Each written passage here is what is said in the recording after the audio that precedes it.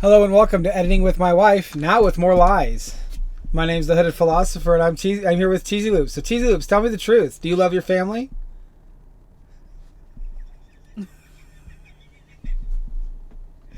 Not so fast with the answer now, huh? Ooh, did I just expose the lie? No, I'm being foolish. You're just all over the place. I was trying to get you good. So. You're my family, and I don't love you right now. All right, well, whew, this is the conclusion of the intro. Once we're in the story, it'll go a little faster, a little more interesting, maybe. Are you ready?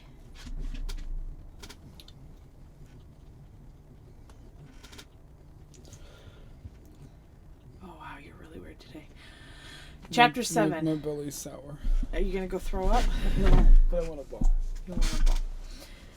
Chapter 7, A Dance Like No Other. Now we must speak of the journey. Not a metaphor or an actual passage through time and space from one location to another, but rather the home of the Fae across the universe. As you well know, there are many things in the universe that don't make sense. None more than the journey. A place where a thought of I was doing so good. I was loving it too. A place where the thought of rest is an ancient memory, where attention is in abundance, because it is all for the journey. Like a boat on the river, focus and determination came easy. It was the place that Glimmer spent his whole life up until his parents condemned him to the human world, to learn the lessons that humans were not to be trusted. Well, in his decades of living as a human in the human world, taught him many lessons. That violence can solve many problems, that hate can protect better than any loving mother or dutiful father, that feelings are meant to be given freely. All these lessons came at the cost of believing the lie that his parents and all their kind believe to this day. 1,000 years ago, the first Fae decided to create their first unlife, a son that grew with them in the journey. But as he went through the journey, the unlife they had given him began to settle, causing him to want to stay in the vast crossing the Fae use like cities. Places where the many paths meet and the Fae can discuss their own travels with others of his kind. Their kind, I guess I should say. Eleanor is about to go to a place like this. Eleanor? I guess this is a problem. She's going to go there. Eleanor was about to go to a place like this. I don't know why a place like this. Eleanor made her deal with the person behind the counter and retrieved her necklace and took the opportunity to purchase an egg. Not just any egg, but a scaled egg made of the purest gold. The shopkeeper was Ember. The whole thing was a ruse. Eleanor's momentous dance was going to change the very fabric of the way she understands the universe. It was going to shred it, then burn it to cinders. Glint put his hand out. They rested their hands on his. A dust covered everything again as soon as it froze. As they began to walk back to the Universal Transit Hub, a voice shouted from behind him. Glimmer and Glint, what are you doing here? The journey is off limits to exiled persons. Your fate is sealed. It was Ember. She was executing the plan perfectly. We're just passing through, I promise. We'll be on the way soon, Glimmer said diplomatically. He looked at Eleanor. Her aura shifted the landscape around her, making her confusion manifest. Look, we're not here to make trouble. We were just helping this poor young lady get back to Earth, Glint said, playing his part. The actions you've committed here will land you in prison for many years. Worse yet, you're attempting to awaken the dragon of greed, Ember commanded, going off script. Eleanor looked down at the egg. She thought it was just a nice little decorative piece she was going to hang her grandmother's necklace on. Glint had a real concern. I can't shift us back. Ember, you betray me? Glimmer shouted in frustration. How could you, Ember? You said you loved me. Glint fell to his knees. I loved you. I do, my love, but Glimmer wishes to shatter the very reality that all Fae and human alike know. Her eyes betrayed the crushing pain of their unrequited love. Eleanor's aura grew the confusion expanding away from her, encompassing Glimmer. He seized the moment. Inside the aura, Glimmer whispered, "If we are going to survive this, you need to dance, Eleanor. Move with grace like you've been practicing your whole life." The confusion shrank around them. Eleanor was beginning to understand. "The dragon of prophecy is on my side. He taught you all you need to know." Ella's aura began to darken. She had placed the egg on the ground. Maybe at this moment she was thinking about running, but she didn't. Instead, she began dancing, as if her movements called forth a music. As the movements called it forth, a music began playing, aiding her in the timing and the motion. It was the very meaning of grace, a template for the exacting motion of the very intricate dance. The egg shook. It was awakening. Glimmer materialized a long sword. His breast became coated in armor, the black phoenix that marked the Grey family's royal line. As Eleanor danced the most important dance imaginable, Glimmer charged Ember. She swung first, glancing off the metal enrobing his shoulder. His sword came down, missing as she stepped back. He pushed harder, swinging the sword back up. Before she could gain her footing, it found its way into a gap in her armor near her belly. It was not deep enough to go in. Ember brought her sword down on his, breaking away from his hands. The hilt quickly came across his face, leaving a bruise on his face. That's pretty bad. On his face. A thunderous roar. I think you're just leaving a bruise at a comma. Okay. Mm-hmm. A thunderous roar echoed from the music, swelling as Eleanor pressed further into her arcane dance. Glit got in between them, shouting, "Stop!" He pushed them apart, and for that he got a blade. It went through his chest. "You did it," he muttered. His eyes... "You did it," he muttered, his eyes staring at the glow illuminating his face. He was staring at the face of his dead friend, killed gruesomely by the woman he loved, and behind him an unseen future illuminated at too great a cost. The moment hung there behind him. He got up and turned around. "I am Eleanor, the dragon of greed and power. What you have paid what for... have you? This is a question. Oh. What have you paid for the cost of my arrival?" Eleanor was expertly holding what Glimmer assumed was the final pose of her dance, covered in a thin gold aura. Her eyes were closed and peaceful. The sound languid and deep, but inviting. Glimmer was afraid to look back. The voice sounded languid and deep, but inviting. I didn't say that? It's actually maybe in the wrong place. It's referencing what she says up there. Her voice was like... The voice sounded soothing, languid and deep. And okay. Slow speaking, yeah. Okay. So maybe I need to change that. That could actually be before the text. Before the yeah, go ahead. Finish it up. Glimmer was afraid to look back. Everything I had left falling to his knees and passing out. He said falling to his knees and passing out. He muttered. Mm. Yeah.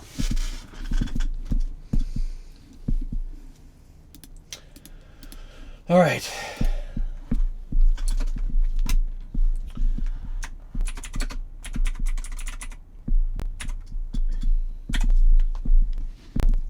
Okay, so let's put... Glimmer is not capitalized. Her eyes were closed and peaceful. This voice sounded languid and deep, but inviting. You should say a voice there. The voice of... The voice. And then it says... The voice that says it is... That says these words is what I'm calling that. Is it... What are we saying I need to change? You have the voice sounded languid and deep, but inviting. And then she starts speaking, whereas but it's not voice, just any voice. I know. Okay, I'm sorry. I'm sorry. I'm misunderstanding. What's going on? What I'm saying is the voice. It's like you're referencing something previously. Yes. Yeah.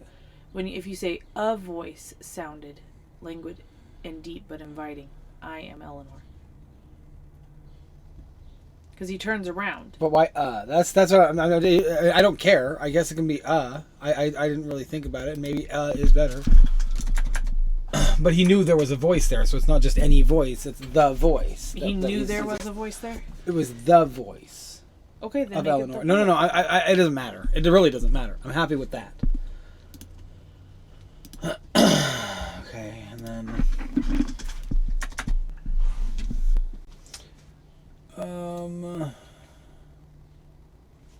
okay, so back up here we have the dragon of prophecy is on my side. He taught you all you need to know. Wait, that's backwards. I did it backwards. Leaving a bruise on his face could just be deleted to leaving a bruise with a comma. Well, be deleted the end. That's sad. Oh my gosh, I'm hitting delete not.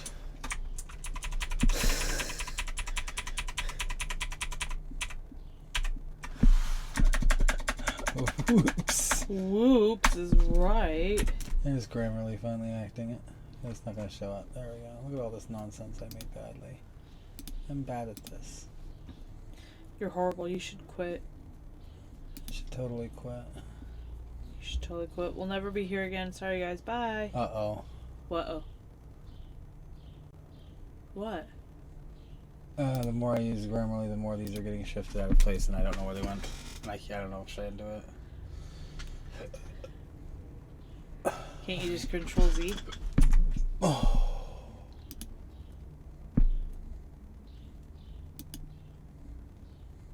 That was probably a comma there. Or a period. It's with. Because the Black Phoenix is on the armor. Okay. Stop this. This is not cool. As if you stumbled here, as if her movements called for it, comma, called it forth. A music began to play. Okay, so the comma goes after there. Yeah, and I probably skipped a word. Yeah, you stumbled, but there was other things going on there. The Dragon Prophecy is on my side. He He taught taught you. me, okay. He taught you all you need to know.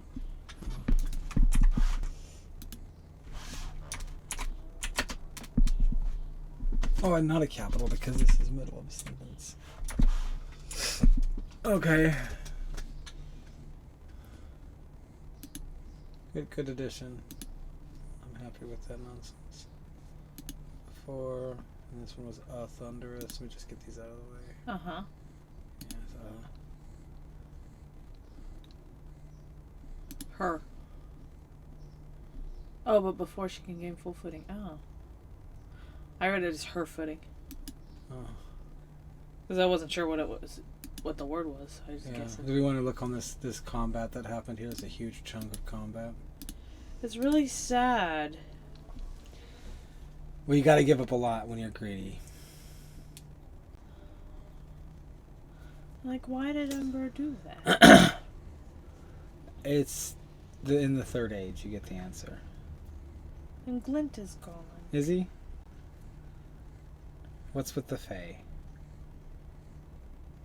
So we gotta just be aware of that. Okay. Okay.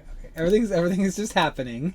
This is just how it happens, but you haven't seen the journey yet. And once we're in the journey, things get different, and I think you'll enjoy it. But if things are different than what they are here. Okay, so this sad line here, he coughed out. There's another piece of How red could you, there. Ember? You said you loved me. Did they really love each other? Yes. So how is it unrequited? Because she stabbed him through the heart. Her eyes betrayed the crushing pain of their unrequited love. Because she's got to stop them. What's unrequited mean? That they can't have it. I thought it was a one-sided only thing. I guess. Yeah, it's like the love isn't coming back, and it's a deep and intense love that isn't coming back. You're giving it, but not getting it back. Yeah. She knows she wants to love him the way that he loves her, but she can't because of the duty of what she must do in the unrequited love refers to having romantic feelings for someone who doesn't feel the same way. Yeah.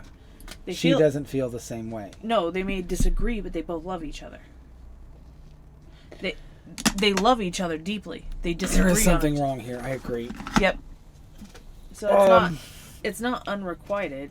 it's... Let's change that. Yeah, the depth of their love or something along those lines. Where is it? Her eyes betrayed the crushing pain of their... Her eyes showed the pain of the betrayal she must... Up here. Yeah. Down. Down. Because it feels like her eyes showed the pain, the crushing pain of the betrayal she was enacting, almost.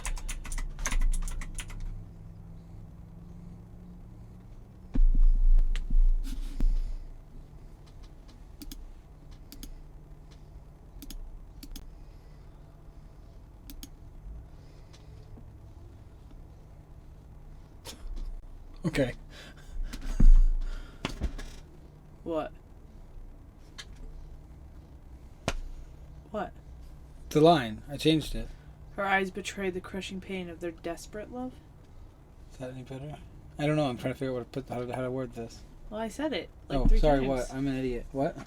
Her eyes showed the crushing pain of the betrayal that she was doing. I don't know how to say that part. Yeah. Her tone shifted with it. But that's the way I would say it, is that her eyes showed the crushing pain. I also know that Blade Master talks a lot about when there's combat not to speak. Huh? Do you feel like I did that? I think I did too, because the speech is around the combat. Like there's a couple of, but he gets his sword into the armor. She knocks the sword out of his hand. Uh-huh. She goes to kill him, and then Glint jumps in the way. Yeah. Because they love each other. But there's also the prophecy must be fulfilled, and he has to lose everything to get the dragon of greed and power. So it's also kind of just a part of the prophecy that the harbinger of the harbinger of the dragon, or however I put it, is the harbinger. I just call him the harbinger. That the harbinger is going to lose everything before he starts getting stuff anew, or something along those lines. And this is a part of that. He lost it all, everything he had left.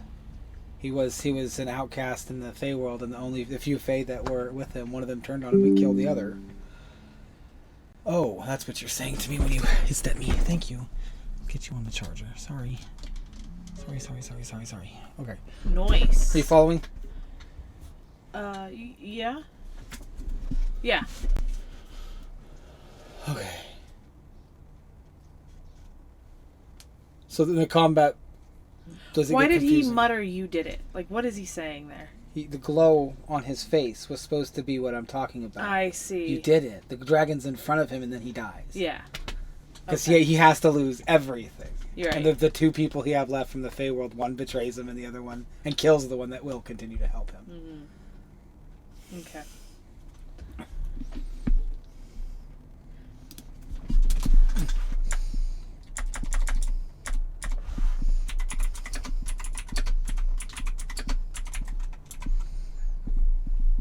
Yeah.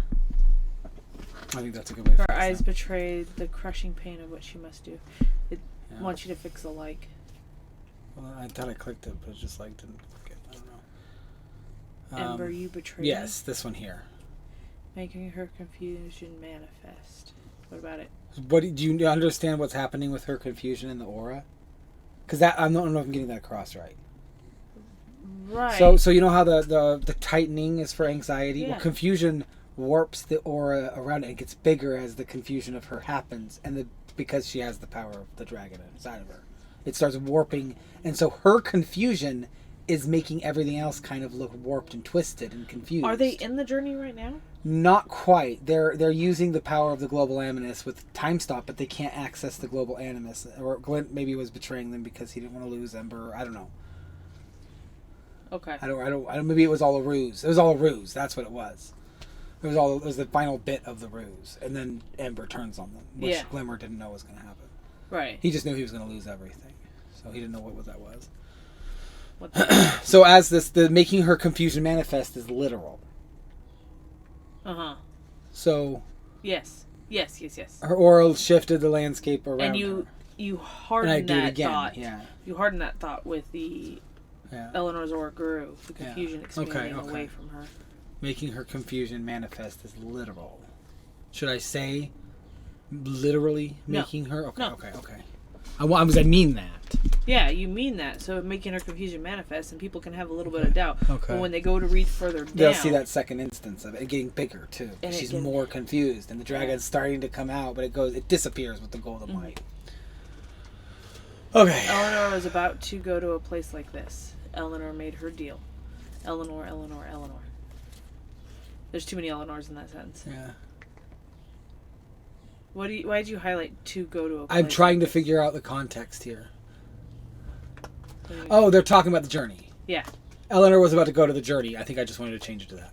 And then she made her deal with the person behind the counter and retrieved the necklace. Okay. So, look at the next one and talk about it. Places where the many paths meet and the fake and goodness can... Oh, you were saying of their kind. That's what you were doing, their kind.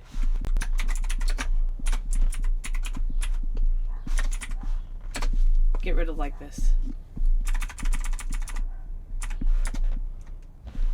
Okay, and then what was this kind? Of their kind. Of their kind. Okay, that's all that is, and then we're good to go on this chapter. Nice, easy, quick one. Leave your comments in below to help me out. Yeah, this one was like there's getting to be less. Fine, Grammarly, work now. Of their kind. Oh.